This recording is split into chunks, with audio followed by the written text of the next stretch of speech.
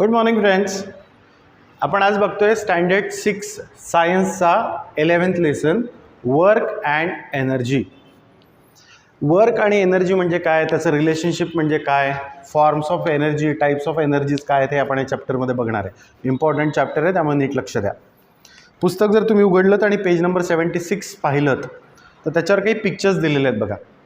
एक मुलगा रिंग ढकलतोय एका स्टिकने, बरोबर आहे, म्हणजे टायर. एक मुलगी बॅग लिफ्ट करते. दुसरी एक मुलगी आहे, तिने काही पुस्तकं भरली आहेत बॉक्समध्ये आणि तो दोऱ्याने ओढते. एक माणूस एक मोठा लॉग म्हणजे लाकडाचा ओंडका घेऊन उभा आहे. एका मुलाने काय केलं आहे, बो आणि ॲरो, त्यातून बो सोडलेला, ॲरो सोडलेला आहे बोमधून. परत एक मागच्या चॅप्टरमध्ये काही चित्र होती ती सेम इथे रिपीट झालेली आहेत. एक मुलगा आहे, त्याने काय केलं आहे, स्पंजला असं दाबून ठेवलेलं आहे आणि एक जण खिळ्याला मारतो आहे, म्हणजे खिळा ठोकतो आहे हातोडीने. या सगळ्या ॲक्शन्स आहेत. काय आहेत? ॲक्शन्स. या ॲक्शन्सपैकी प्रत्येकाजवळ काही ना काही ऑब्जेक्ट आहे. जसा तो मुलगा आहे त्याच्याकडे टायर आहे सायकलचं, ती मुलगी आहे तिच्याकडे स्कूल बॅग आहे, तो जो माणूस आहे त्याच्याकडे बो आणि ॲरो आहे. प्रत्येकाकडे ऑब्जेक्ट आहे. या ऑब्जेक्टवर त्यांनी काहीतरी फोर्स लावला आहे. म्हणजे त्या मुलाने काडीने त्याला जोरात असं ढकललं, मस्क्युलर फोर्सचा वापर करून. तुम्हाला लक्षात आलं की ती जी रिंग आहे ती एका ठिकाणाहून दुसऱ्या ठिकाणी गेली, बरोबर आहे. त्या मुलीची जी बॅग आहे ती खाली ठेवलेली होती, तिने ती उचलून हातात घेतली, म्हणजे ती खालून वर आली, बरोबर आहे. बॅग खालून वर आली. त्याच्यानंतर तो जो बो आणि ॲरो आहे, ॲरो सोडल्यानंतर तो सरळ गेलेला आहे. त्याच्यानंतर ती मुलगी त्या बॉक्समध्ये काय ठेवली आहे, तिने पुस्तकं ठेवली आहेत आणि ती ओढते आहे आपल्याकडे. म्हणजे ते बॉक्स जो आहे तो पण ओढल्या गेला आहे. म्हणजे एका ठिकाणाहून दुसऱ्या ठिकाणी प्रत्येक गोष्ट गेलेली आहे. एक तर खालून वर किंवा वरून खाली, लेफ्टकडून राईटकडे किंवा राईटकडून लेफ्टकडे. म्हणजे याचाच अर्थ ह्या गोष्टी काय आहेत, मोशनमध्ये आहेत. हे आपण शिकलो लास्ट टाईम. काय केलं आहे, फोर्स लावलेला आहे. प्रत्येक ॲक्शनमध्ये काय लावला आहे, फोर्स. कशावर? ऑब्जेक्टवर. आणि फोर्स लावल्यामुळे तो ऑब्जेक्ट काय झाला आहे, एका ठिकाणाहून दुसऱ्या ठिकाणी गेलेला आहे. म्हणजे तो मोशनमध्ये आहे, म्हणजेच त्याची काय झाली आहे, डिस्प्लेसमेंट झालेली आहे. हे आपण शिकलो. When we apply force on an object and it get displaced or displacement is taken place, we say that work is done. काय म्हणतो आपण? कार्य झालं. Work is done. कळतं का मी काय म्हणतोय? आपण केव्हा म्हणतो work is done? When we apply force on an object आणि इट गेट डिस्प्लेस, तो त्याची जागा बदलतो, मोशनमध्ये येतो, तेव्हा आपण म्हणतो की वर्क झालं, वर्क इज डन, बरोबर आहे. आता काही एक्झाम्पल्स आपण बघू.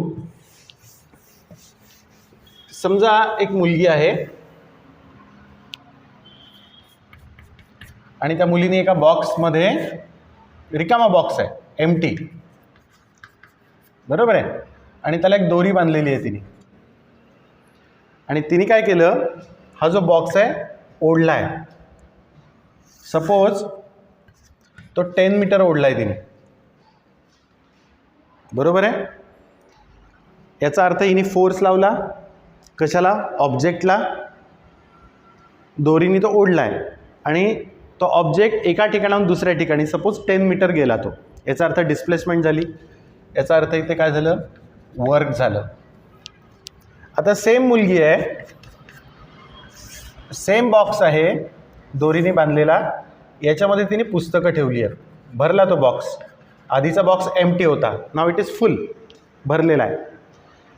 आणि तिने काय केलं, तो बॉक्स परत 10 मीटर ओढला. इथे पण वर्क झालं.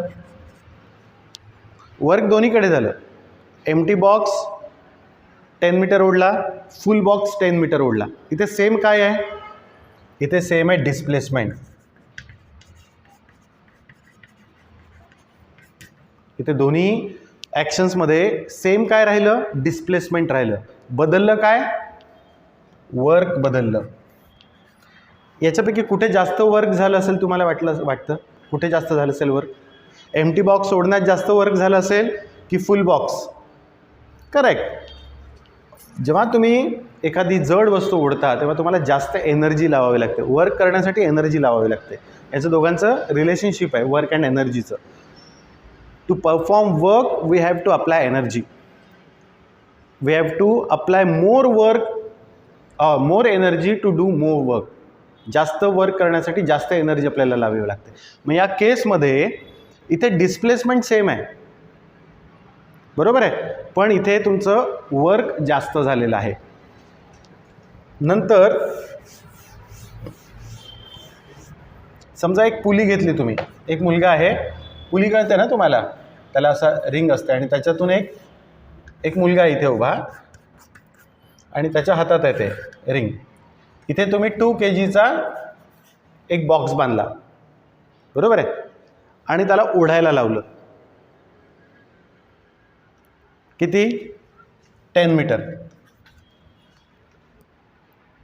आता परत समजा 4 kgचा बॉक्स लावला आणि परत तुम्ही त्यांना 10 मीटरच ओढायला लावलं. याचा अर्थ इथे काय सेम राहिलं?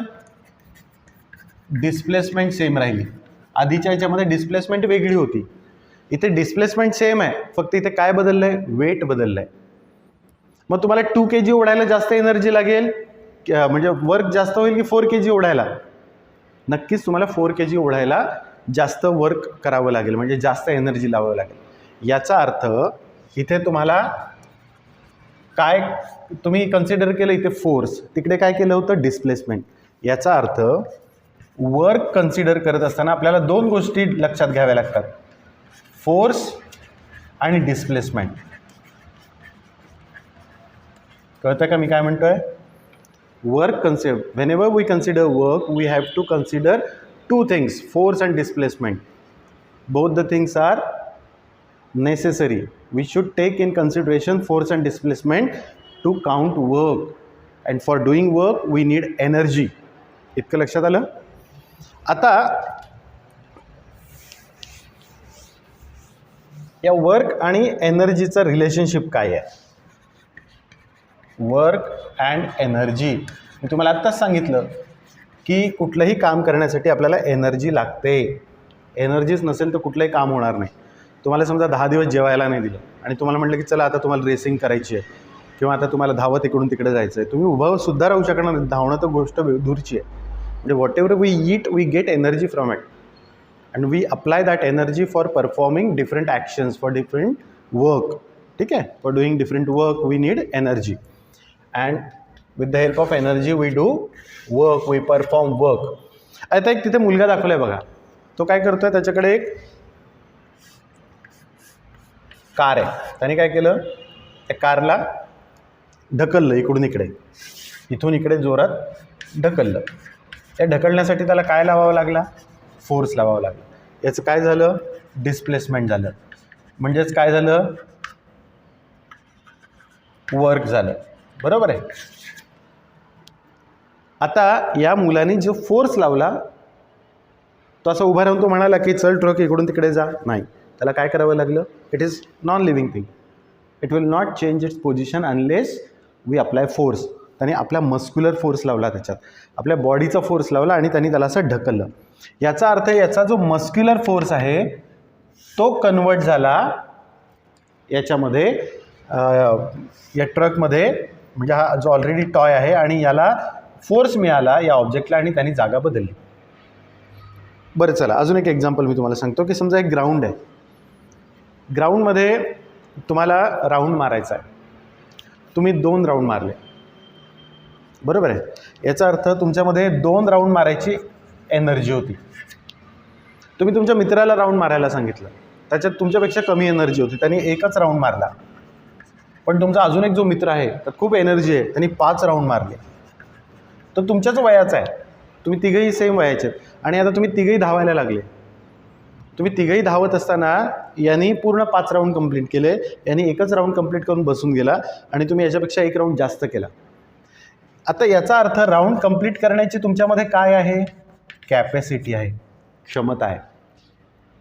आता ही राऊंड कंप्लीट करण्याची प्रत्येकामध्ये क्षमता वेगळी आहे, म्हणजे प्रत्येकामध्ये काम करण्याची क्षमता वेगळी आहे.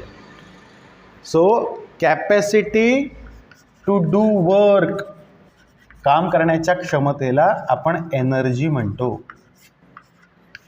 एनर्जी म्हणजे काय, तर आपल्यामध्ये असणाऱ्या काम करण्याच्या आपल्या याच्यामध्ये असणारी काम करण्याची क्षमता म्हणजे एनर्जी. म्हणून आपल्या चॅप्टरचं नाव आहे work and energy. Both the things are related. We need energy to perform work. Unless we don't have energy we can not perform work. लक्षात आलं. तर ही जी एनर्जी म्हणजे काय, एनर्जीचे टाईप्स काय आहेत हे आपण या चॅप्टरमध्ये बघणार आहे, आणि टाईप्स आपण पुढच्या पिरियडला बघणार आहोत. तोपर्यंत पेज नंबर 76 आणि 77 नीट वाचून ठेवा. आपण आज काय शिकलो, वर्क म्हणजे काय, वर्क कन्सिडर करत असताना कुठल्या 2 गोष्टी कन्सिडर करायच्या, आणि वर्क आणि एनर्जीचं रिलेशनशिप काय.